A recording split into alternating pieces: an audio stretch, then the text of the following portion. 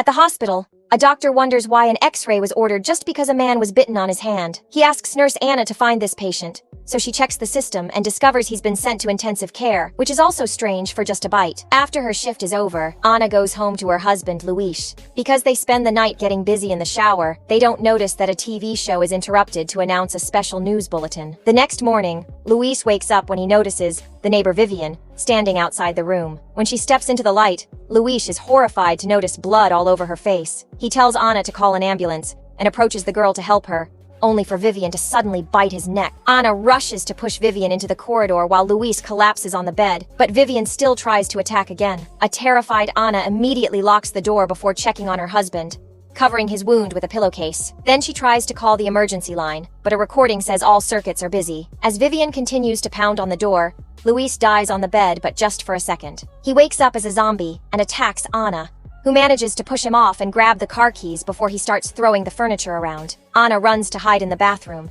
accidentally falling into the tub. Next, she tries to open the window, but it's stuck. At that moment, the house goes silent, so she approaches the door and says her husband's name. Luis responds by bursting through the door, so Anna tries the window again and this time manages to open it. As she climbs out, Luis tries to grab her, so she kicks him off before jumping out of the house. On the streets, people are running and panicking. Many houses are on fire and explosions can be seen in the distance. Anna tries asking a neighbor for information, but the man tells her to stay away while threatening her with a gun. Suddenly, an ambulance runs over him and leaves without checking on him. When Luis comes out of the house too, Anna quickly gets in the car, only for Luis to jump on it and punch the window. Thankfully, he falls off when Anna begins driving away. It's difficult to drive through town because other drivers are acting crazy, and people sometimes throw themselves at the cars asking for help. The radio host tells people to stay inside and lock all doors and windows. He also announces that not even military bases are safe. Eventually, Anna reaches the hallway, where more crashes and explosions are happening, not to mention zombies eating any exposed person.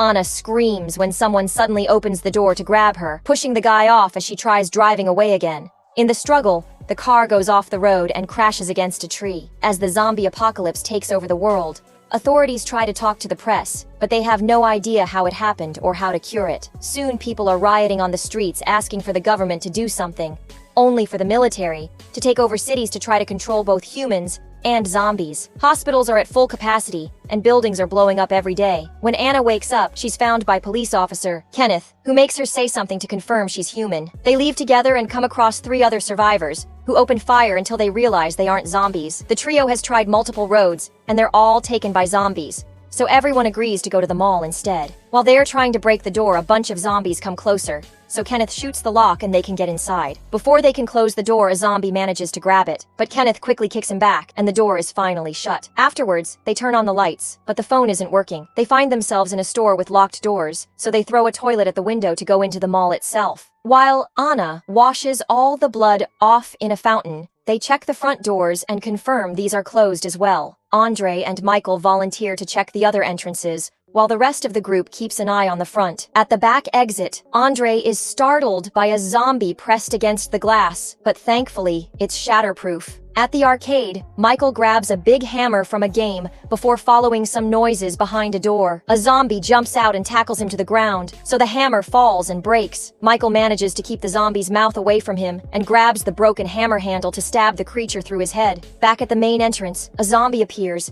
and grabs Andre's pregnant wife, Luda. Kenneth hits the creature with his gun, so the zombie attacks him instead, pushing him into the fountain and causing Kenneth to scratch his arm. As they fight in the water, Anna picks up Kenneth's fallen gun and shoots the zombie. It only hits his shoulder, but it's enough to create an opening. The trio begins running and reunites with the guys to get in the elevator. When they reach the upper floor, they're blocked by 3 armed guards who want them to leave. After a short argument, Anna convinces them to let them stay, but the guards take their weapons. On the TV, they watch the chaos, death, and destruction that has taken over the world. They also learn that the only way to kill zombies is to attack their brains. An officer mentions Fort Pastor is safe, and Kenneth recognizes it as the place where his brother works. Andre takes Luda to the bathroom and discovers she has a cut on her arm, but since it's small, he thinks it's nothing. Anna searches for a first aid kit and ends up having a breakdown, but she puts herself together to take care of Kenneth's wound. Michael points out they should board up any weak spot in the mall and paint a sign on the roof in case rescue helicopters fly by. The guards go downstairs and find the twitching zombie in the fountain. He used to be a guard too,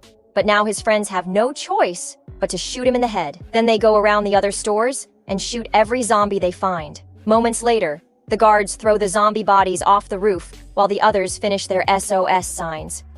At this height, they have a good view of the whole town and notice zombies everywhere. When they hear some shots, they use binoculars to discover Andy on the roof of his gun store. He's holding a sign that says he's alone, but he puts it down to point at something in the sky. There's a helicopter passing by, and the group starts waving their arms, yet the chopper ignores them and flies away. That night, the guards lock the group up in a store so they won't steal any supplies. Michael thinks they should do something because help won't be coming, but Andre thinks the helicopter will come back. Kenneth doesn't care about their argument because his only goal is to reach Fort Pastor to find his brother. Meanwhile, the guards watch TV and hear a pastor say the zombies are a punishment sent by God for humanity's sins. The next morning, everyone is woken up by the mall's automatic timers that turn on all the lights and music. The TVs only show static, which means the signal has gone down. Guard Terry goes looking for the control unit and is seen by Anna, who convinces him to open the store so her group can go to the bathroom. Terry makes it to the control unit and turns off the music before checking the security cameras,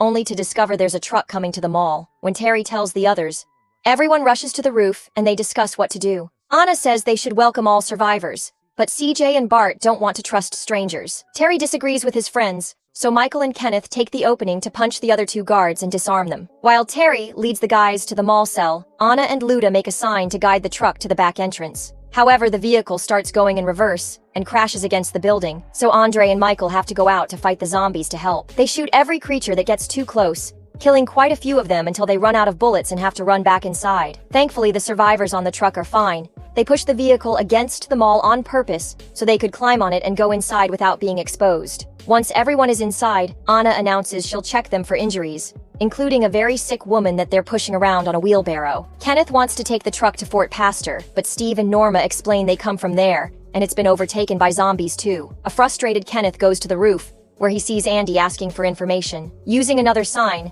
Kenneth tells him that the fort is gone and no help is coming. Andy responds with sarcasm, which makes Kenneth chuckle. Meanwhile, Anna is taking care of everyone's injuries. Terry checks on the sick woman, who suddenly passes away. Anna confirms it after checking her pulse and covers her with a blanket, only for the woman to suddenly sit up. The group starts running when they realize she's become a zombie, and Anna grabs a fire poker.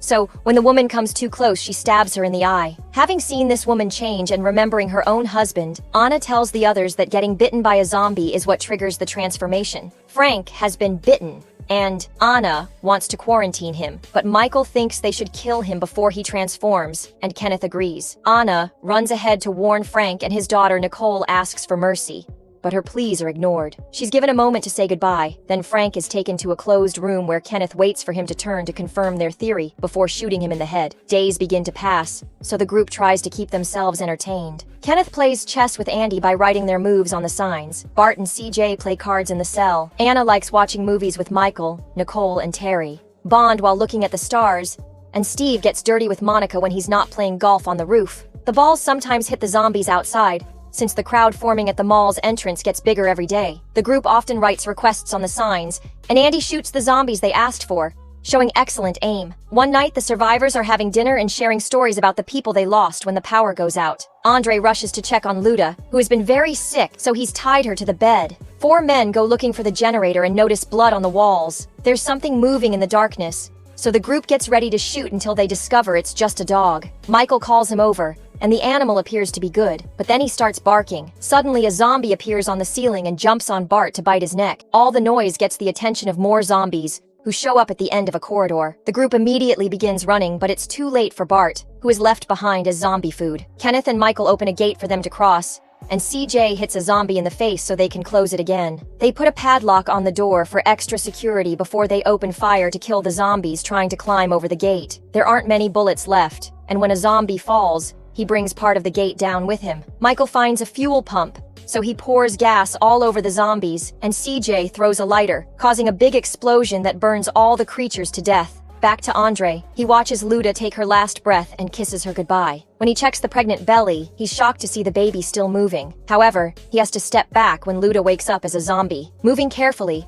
Andre grabs a belt and puts it around Luda's mouth to keep her from biting while she's giving birth. At the same time, Norma realizes she hasn't seen Luda in a while and comes to check on her, only to find Andre with a baby in his arms, and Luda growling in the bed. Norma immediately opens fire to kill Luda, and a furious Andre shoots back. Since Norma keeps on firing, they end up killing each other. The rest of the group hears the gunshots and runs into the room to hear Norma's last words. Terry wants to shoot her, but Anna assures him she died of the gunshot and won't transform. Then they check on the baby and discover she's a tiny zombie, so they have no choice but to kill her. After moving the bodies and fixing the generator, Kenneth tells the group that waiting to die is actually worse than death itself, and Anna says she doesn't want to die there. Michael mentions he saw 2 buses in the garage, so they could try reinforcing them to escape. Steve makes a joke about sailing on his boat, but the group realizes that leaving for the nearest island is a good idea. Soon everyone is using all the tools they can find around the mall to reinforce the buses, spending most of their time working hard. When they catch a break, Anna and Michael have their first time together. There isn't much ammo left, but they plan to pick up Andy so he should have extra guns. Kenneth tells him about the plan using signs, and Andy responds with hungry, causing Kenneth to notice how much weight he lost. The group still needs time to finish the buses, so they must find a way to send Andy food, or he won't make it to escape day. Remembering that the dog had been fine during the attack, they decided to send him out with some supplies and a radio. Their theory is confirmed when the dog runs among the zombies without getting attacked. However, when Andy opens the dog door, the zombies try reaching inside. Andy immediately shoots them off and closes the door again, but when he grabs the radio, he tells the group that he's been bitten. Nicole freaks out and gets on the truck to drive to the gun shop to rescue the dog. She parks it right in front of the door and goes inside the building while the zombies climb on the vehicle. The group hears Nicole rescuing the dog on the radio while Kenneth checks the store roof, only to discover Andy is already a zombie, and his sign only has bloodstains. When Andy goes back inside, Nicole has to hide to avoid him. A few men decide to rescue Nicole, since it's their only chance to get more guns too. They enter the sewers after leaving Steve at the door as a guard. After a long walk, they come out in the middle of the street, where they immediately have to open fire to keep the zombies at bay. Kenneth manages to kill several enemies, but a zombie pulls the gun from his hands in the process. The guys climb into the truck to make it to the other side and enter the store through the dog door, closing it right before the zombies can reach them. Afterwards, they grab as many guns as they can carry and follow a blood trail on the floor until they find Andy pounding on a door. Kenneth apologizes to his friend before shooting him in the head to finally rescue Nicole. They need a good plan to be able to go back, so CJ goes to the roof and throws a fuel tank which he shoots to make it explode. While the zombies catch on fire, the group uses the distraction to run through the street, shooting any creature that isn't burning until they make it back to the sewers. A few zombies push Tucker and cause him to fall into the hole, so he ends up breaking a leg. CJ tells the others to keep moving while he stays to help Tucker. Soon the zombies are jumping into the sewers too, so CJ shoots a few of them before giving Tucker the guns.